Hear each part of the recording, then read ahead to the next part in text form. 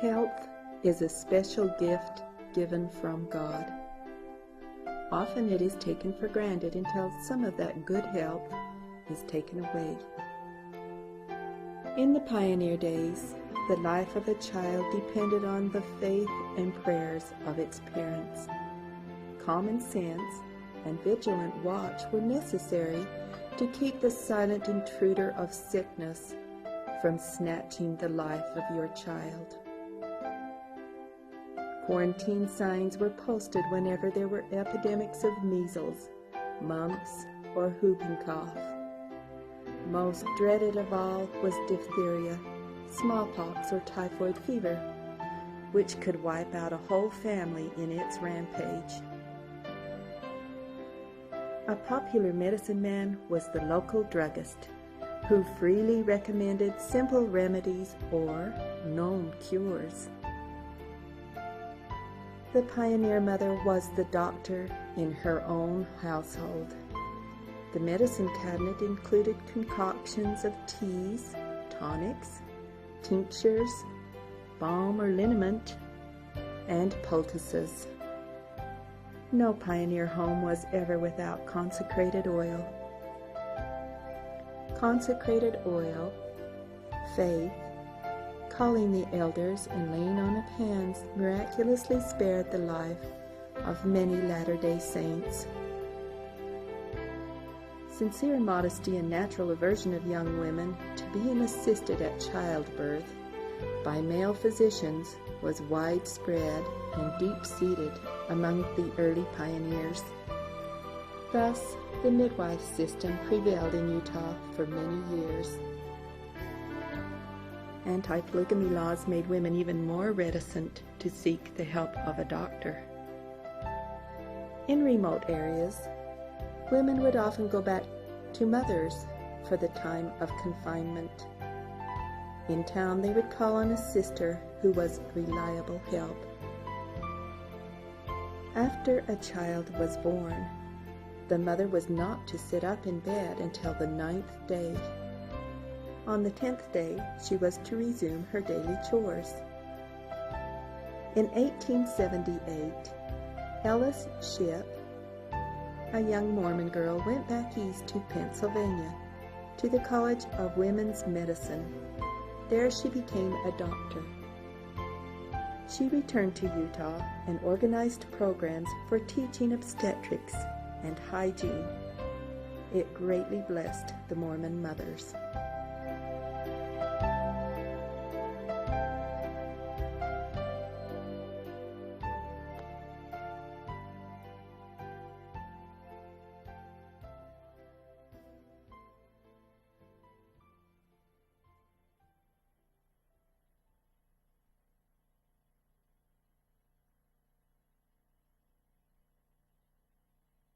Joseph Smith Jessup, lovingly called Grandpa Jessup, was born of English parents on January the 25th, 1869, in Millville, Utah.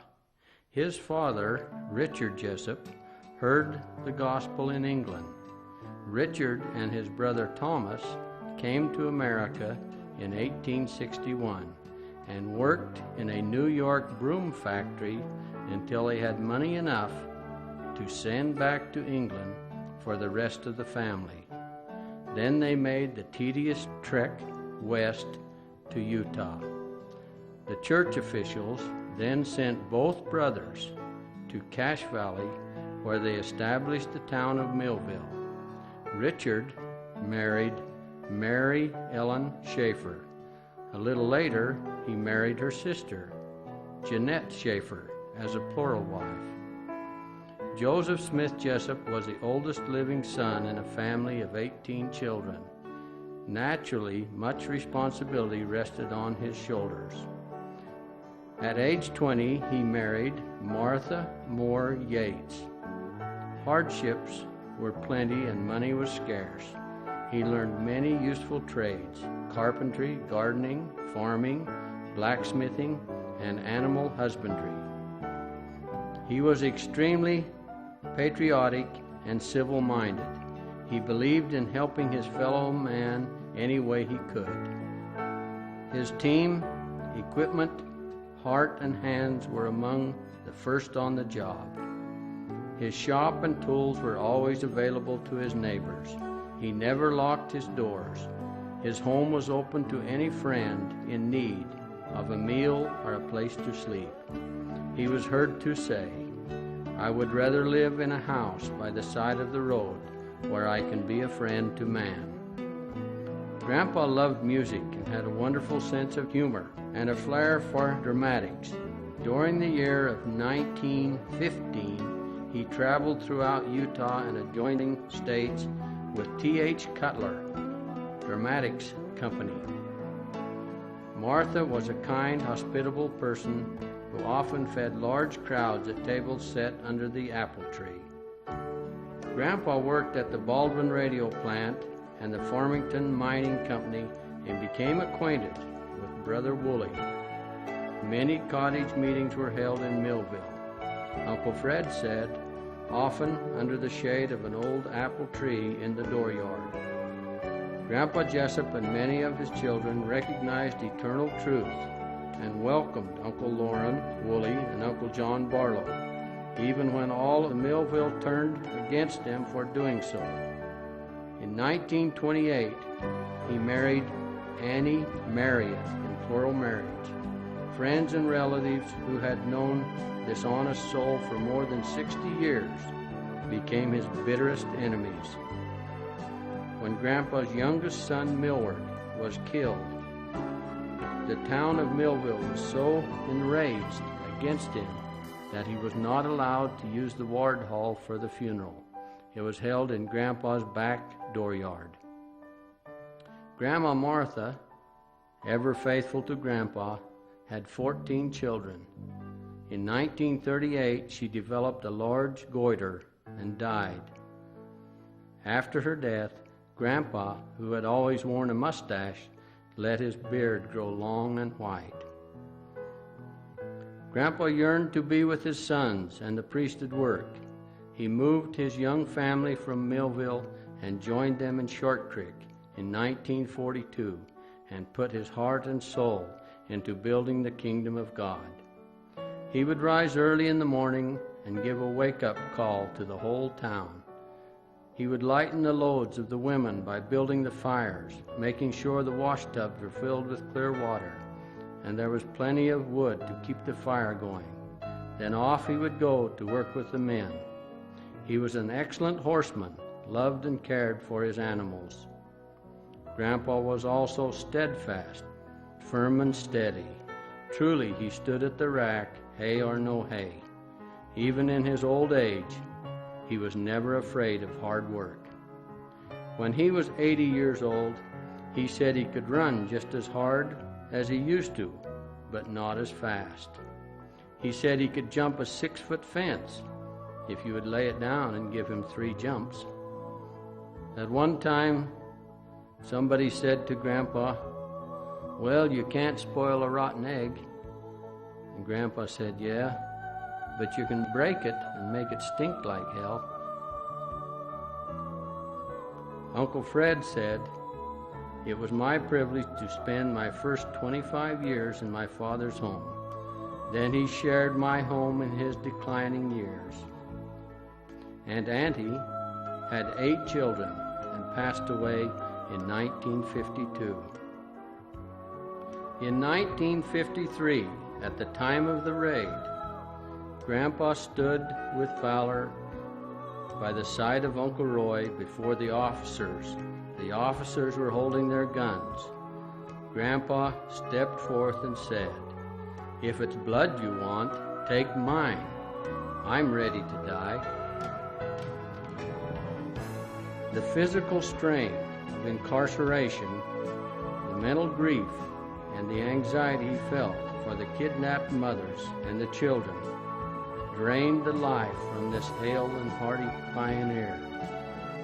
Scarcely 1 month later, he laid down his life with great love for his friends and family and earned the martyr's crown. Uncle Fred has followed the footsteps of his father. He inherited staunch faith, a love for the truth, a special ability, like his father, to love and serve his fellow man. He moved to Shark Creek in 1935 and has dedicated his life, talents, and time and energy to building the priesthood of God. He has lived his father's words. There is no place to give up. Let us keep on going.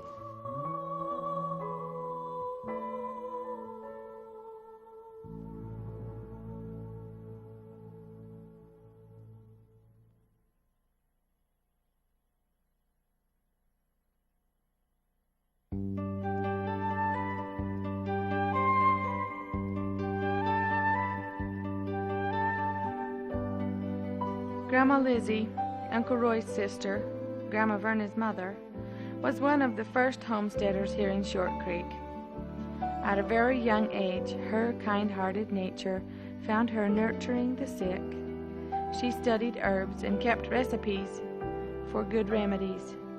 We still use Grandma Lizzie's canker medicine, kidney tea, and more. She was able to attend one of the teaching programs of Ellis Ship, which greatly benefited her in her midwifery care. In 1943, when Grandpa Edson's brother, J. Jessup, was hit in the head with a log, he was brought to Aunt Lizzie's home for help, as she was the doctor at the time. He never regained consciousness and died there in her home. Uncle Roy's wife, Aunt Josephine, was also a midwife, and she delivered babies until her age and health no longer permitted it. Grandma Susie, Grandpa John Y. Barlow's wife, was a midwife as well. She trained under Dr. Ogden and learned many basic principles of germ control. She would wash everything and then wrap scissors, string, clothes, and all necessary items in a pack and sterilize it in the oven for when a baby came. In 1967, around age 88, she did her last delivery, quite unexpectedly. Shauna Steed Johnson was in labor and stopped at Uncle Roy's on her way to Hildale. All of a sudden, Aunt Carol hollered, "Aunt Susie, come quick! Shauna's having her baby." Grandma Susie, sitting on the couch, calmly said, "All right, my dear, I'm coming." Aunt Carol wanted her to run down the hall. Of course, Grandma Susie's aged body wouldn't permit that. "Oh, Aunt Susie, I've got to push." "All right, my dear, go right ahead." Her calm, assuring influence prevailed. Later, Uncle Roy chuckled and said, "Well, I'd better hang a shingle on my gate saying, 'If you can't make it to Hildale, stop here.'"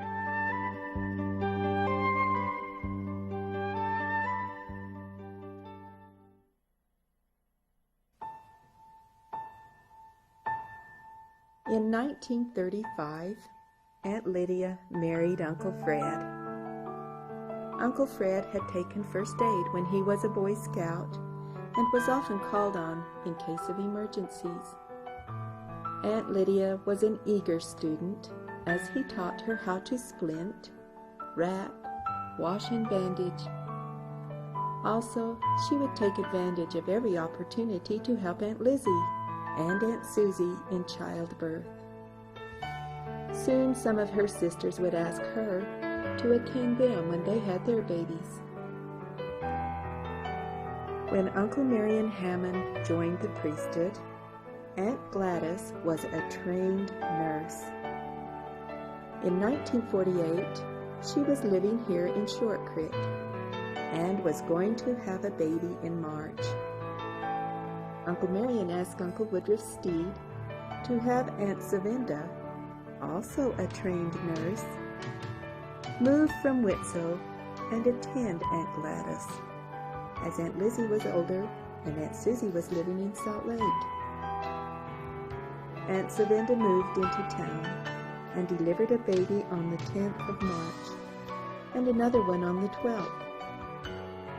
By the 18th day of March, She was dreadfully ill with pneumonia and could not get off her sick bed.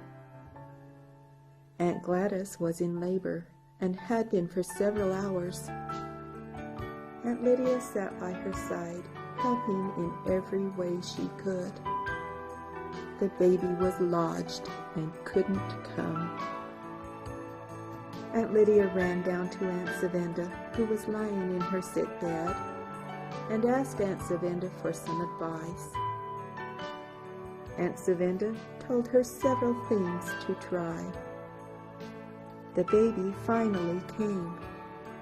Then the afterbirth wouldn't release, and the blood was draining the life of Aunt Gladys.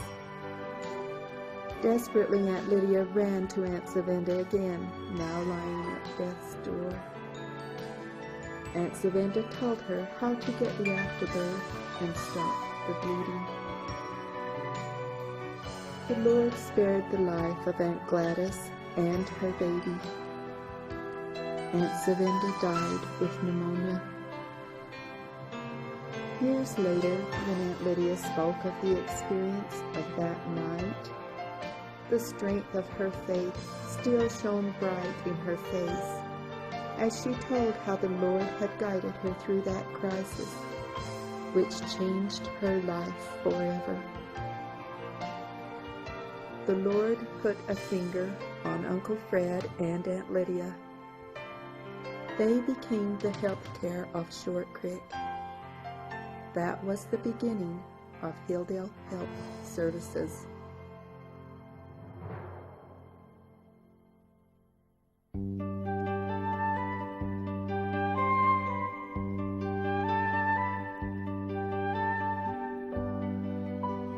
Aunt Lydia received her training from the Lord.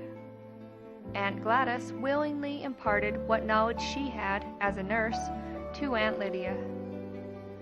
The Lord raised up doctors who befriended her and helped her carry the huge responsibility of what was to them an outcast people, but to her they were the people of the Lord.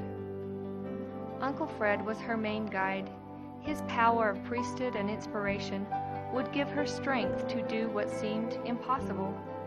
Every experience became her knowledge.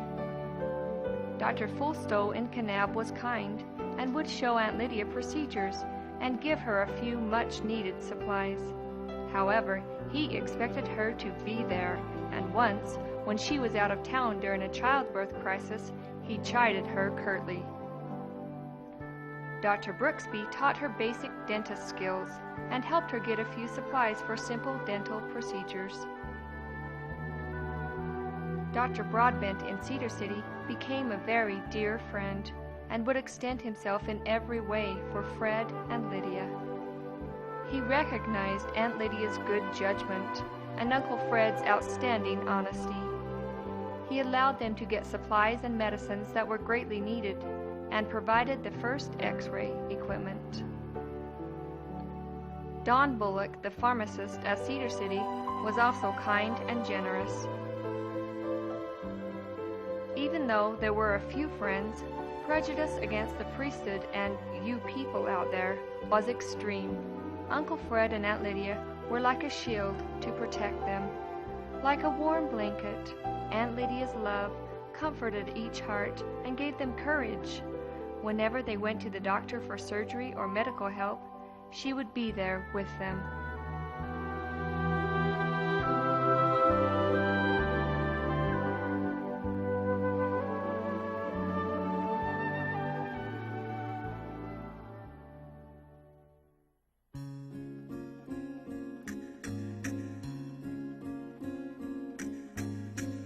Uncle Fred bought Aunt Lydia a car so she and Aunt Mariette could make house calls. At first, Aunt Lydia went to the homes of the mothers to deliver their babies. It wasn't long until her time was in demand, so that it was easier if she brought the ladies to her home and gave up her bed for their deliveries. Their home became the hospital. Wherever Uncle Fred, Aunt Lydia, Aunt Mariette, and Aunt Permelia were, there was the hospital. and the hospital staff. Nowhere in any hospital did people receive kinder care or better food. As time permitted, an addition to the home made it possible to have a very small first aid room, a waiting room, a tiny little delivery room, and a mother's room big enough for 3 beds. The first ambulance was an old hearse. Once, when Aunt Lydia was teaching Mabel Annie how to drive, Mabel said, "Let's take the ambulance so that if we crash it, it'll already be there." The old hearse really wasn't reliable, and Uncle Fred's car, a station wagon, became the ambulance by simply putting a flashing light on the dash.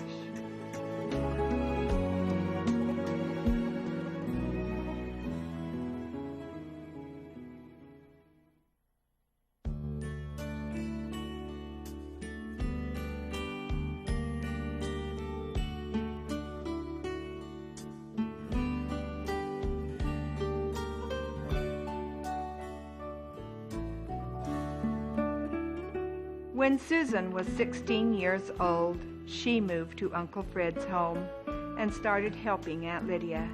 She was extremely shy, intelligent, and a hard worker. Uncle Fred recognized her many talents and helped her polish each one. Soon, she too spent her whole time and energy in serving Uncle Fred and his people. It must have been God's plan, for from the beginning, Martha's life has been entwined with Aunt Lydia and Uncle Fred.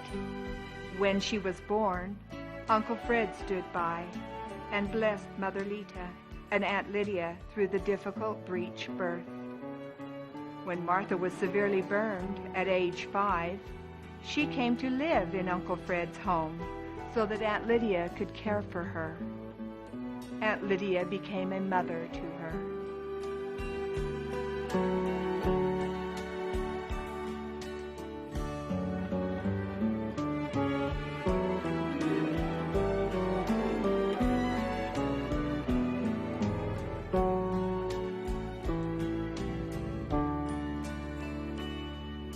After she went to Salt Lake for her nurse training, she came back to help Aunt Lydia. Aunt Lydia, Susan, and Martha became a team.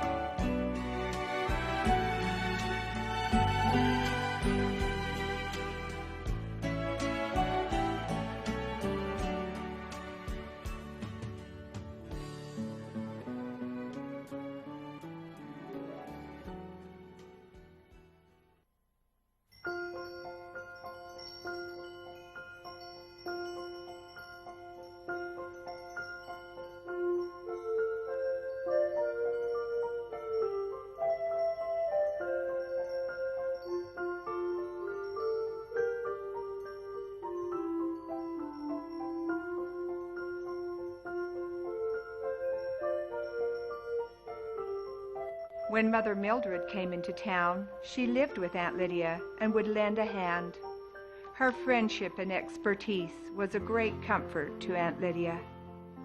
Also, Aunt Carol Johnson spent hours waiting on the mothers and caring for babies, and many others freely and willingly gave their time to help Aunt Lydia. Uncle Fred's time became more and more used in other priesthood duties, running the storehouse, getting supplies, and many special services Uncle Fred's love gives to all of us. Soon, Aunt Lydia, Susan, and Martha had to run the ambulance night and day. Sometimes Joseph or Hiram would drive them.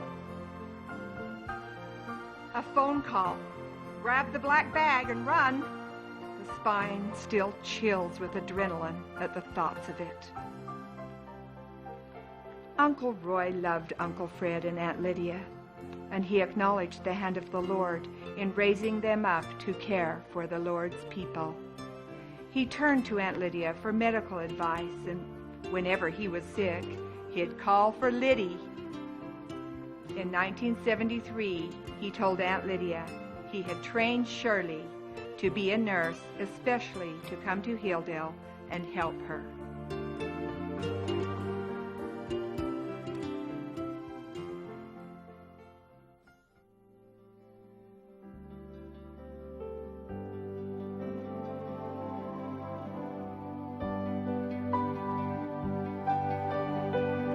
When Dr. Broadbent retired, the other doctors in Cedar City were helpful, but the prejudice gap was greatly felt.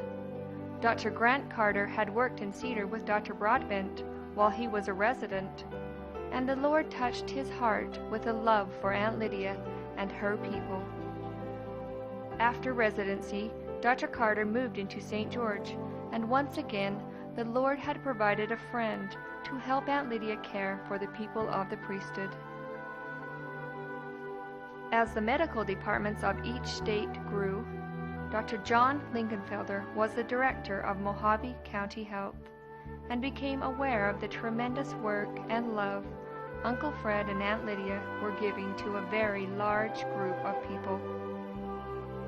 He recognized the extreme financial burden that was being carried by Uncle Fred and opened up avenues for reimbursement for medical care to be obtained. He has been a true friend. The growth of the community was too much demand on the tiny clinic Aunt Lydia used and the 3-bed mother's room. A large addition for a birth center was built in 1975.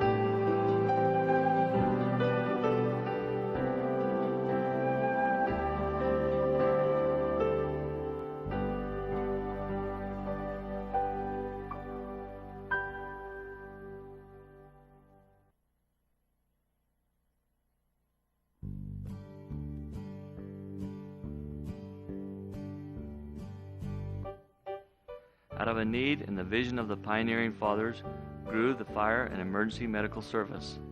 We realized that what we have available to us now began from the dreams and the tremendous effort of Uncle Fred. For many years, the ambulance was whatever Uncle Fred was driving. With the whole town turning out to do whatever they could, with the bucket brigade from windmills or ponds. Uncle Roy's old homestead house burned down. The only thing saved were a few belongings. During the early 1960s, Hildale Town was organized. Uncle Fred was able to purchase the fire department's first fire engine, an open cab 1946 Dodge. It was driven from Phoenix through Flagstaff to his new home during the middle of a snowstorm.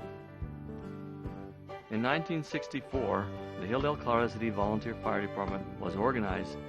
Dan Barlow was appointed chief, Edson Jessup was assistant chief. There were about 12 volunteer firemen with very little equipment or training. When a fire call came in, it was usually called to J&B service station, where a siren had been installed to notify the volunteers of a call. Most medical calls came directly to Uncle Fred's home in Hildale. In mid-April 1971, during the middle of the night, the door mill burned down. Even though there were no water systems to supply the fire engine, there was a great amount of property saved that night by the efforts of the volunteer firefighters and the other people that came to help. In 1972, Uncle Fred and Uncle Dan were able to purchase a 1951 fire engine. A two-bay building was added to the west end of the early bird cafeteria. The community was also able to receive an old Ward LaFrance crash truck. Captain George was sent down to teach some basic fire training.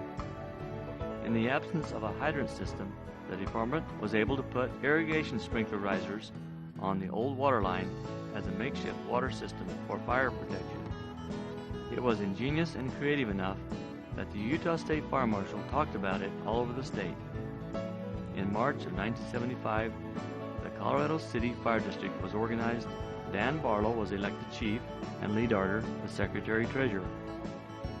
Uncle Roy and Uncle Fred went to Scottsdale and bought a 1977 Ford van with no back seats for the purpose of making an ambulance. This vehicle was a frontline ambulance until 1984, when the state of Arizona granted an ambulance to the department. Uncle Fred and Aunt Lydia began to use Josie Jessup and Joseph Barlow Jr. to assist with medical transport needs. By the late 1970s, the fire and EMS services began to come closer together. When Hildale Clinic needed someone to assist them, Aunt Lydia would often call Joseph Barlow Jr., Kevin Barlow, Nap Jessup, Jake Barlow, or Roland Barlow, and others to assist with transport to the hospital. On June 12, 1980, the Forestwood Cabinet Shop was a thriving business. This incident showed that the equipment and training was paying off. Chief Dan Barlow could see by early 1980 that the department was fast outgrowing the little two-bay station, and he was able to work out with Mojave County to deed a little piece of land to the fire district situated where Fire Station No. 1 is today. This fire station, located at 40 South Pioneer Street, has been the center of most of the fire and emergency medical services responses since that time. Station No. 1 was dedicated in 1984. On the same day, a new 1985 Ford ambulance was turned over to the chief by the Arizona Department of Health. This new engine was a 1985 Ford FMC with a 1,000-gallon per minute pump. Uncle Roy went with the chief and the group that traveled to Indianapolis, Indiana, to pick up the new truck. The demands on the emergency services have grown so fast in our community that the fire and EMS responses exceeded imagination. More EMTs were trained and certified. Firefighters were trained and certified. More equipment was added to the arsenal. Better apparatus was required. More advanced levels of medical care were achieved as intermediate EMTs were trained, and then in 1992, Hildale, Colorado City was the first in our area to have paramedics certified and equipped to offer more advanced level of services. Agreements were established with Dixie Regional Medical Center for base hospital. An additional station was built in Hildale, Station No. 2. Volunteers came. Some were committed and have become the backbone of the service. The vision of Uncle Fred and the Chief, Dan Barlow, are still setting the pace of the efforts of the fire department. The men and the women who serve the community have been exceptionally outstanding in their dedication. All through the years, they have worked without pay while maintaining their education and having a quick and safe response to calls for help. The future for us is bright. We have leaders who can see the needs long before we can see them. Service, first and foremost, will be the challenge the fire department must meet as we move forward.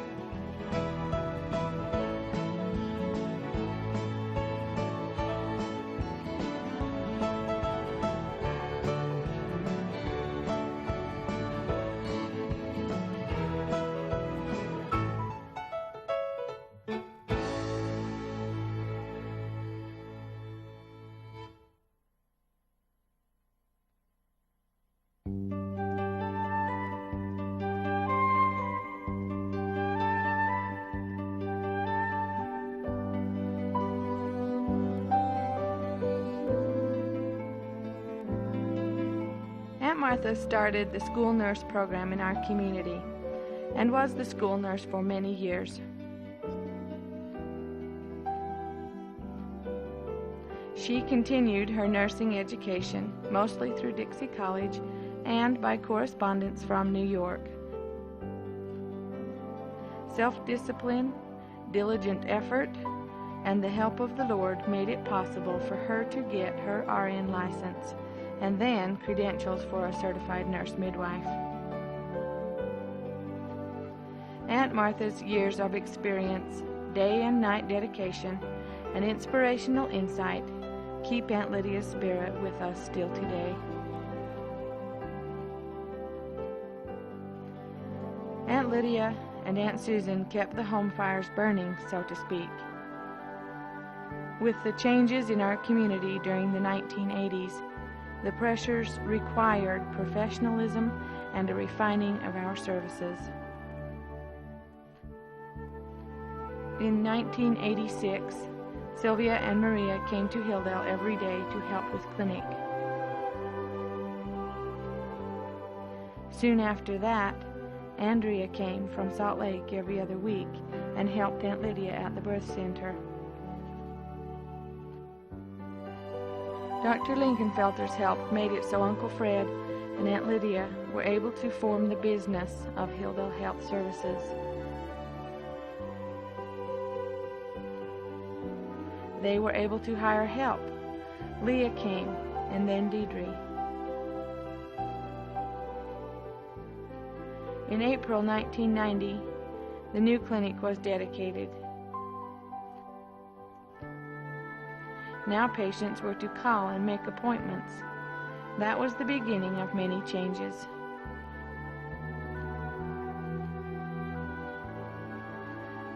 Aunt Martha finished school, and her focus shifted from school nursing to a daily dedication to Hildale Clinic. The medical world surrounding our community was growing, and requirements from the outside demanded charts, paperwork, and referrals. More paperwork. More nurses were needed. Helen and Martha were hired, and Beth and Maria did well child checkups.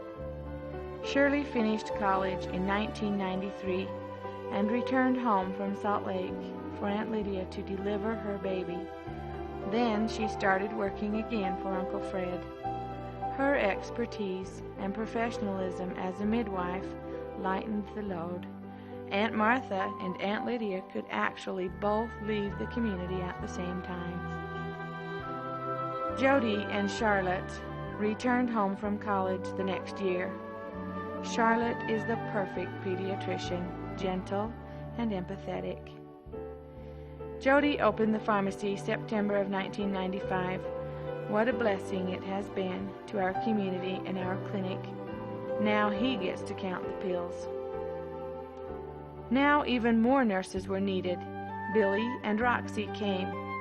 Soon there was a host of dedicated nurses, receptionists, housekeepers, and secretaries working together as a team.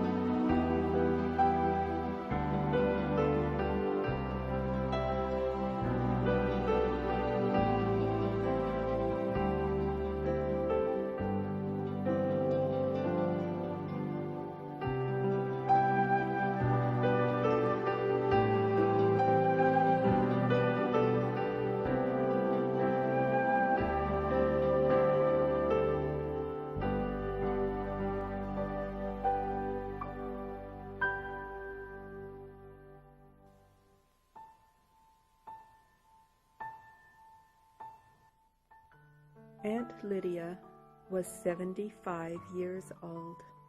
Her health was failing.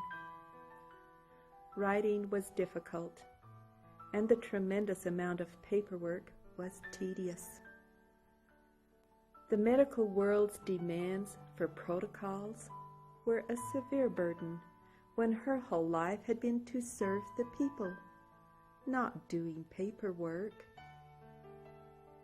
It was a great relief to her when Martha became licensed and could help her carry the load and interface with the outside world. December 1995 was a devastating shock to all of us. We learned our beloved Aunt Lydia had an irreversible brain tumor.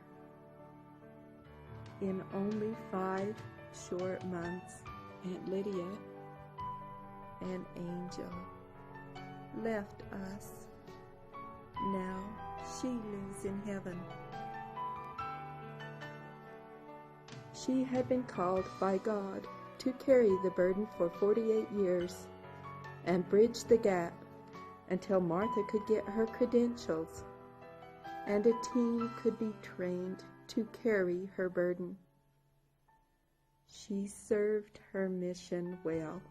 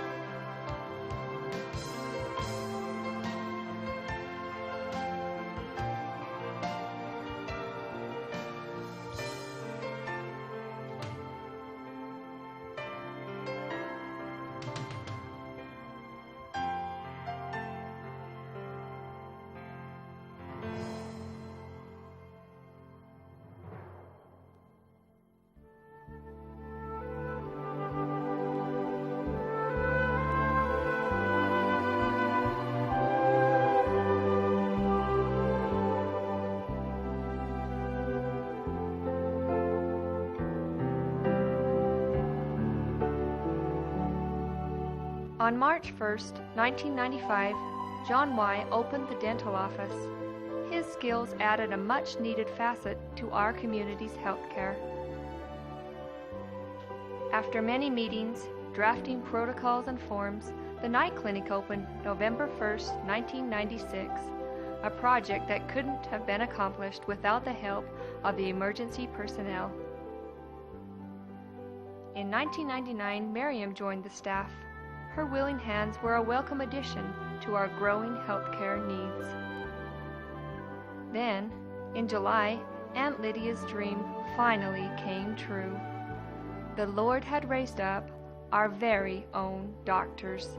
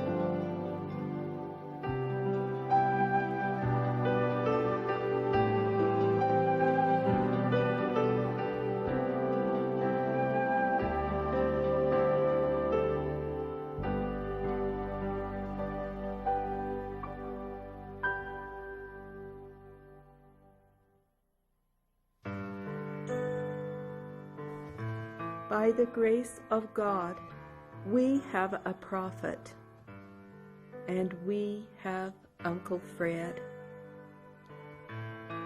The Lord put a finger on Uncle Fred and Aunt Lydia to care for the people of the priesthood. Through the vision of Uncle Fred and many years of diligent effort, we have a health care system that the Lord has carefully tailored to meet the needs of His people. We are the people of the Lord. We are a team. We have a mission. May the Lord bless us to fulfill that mission.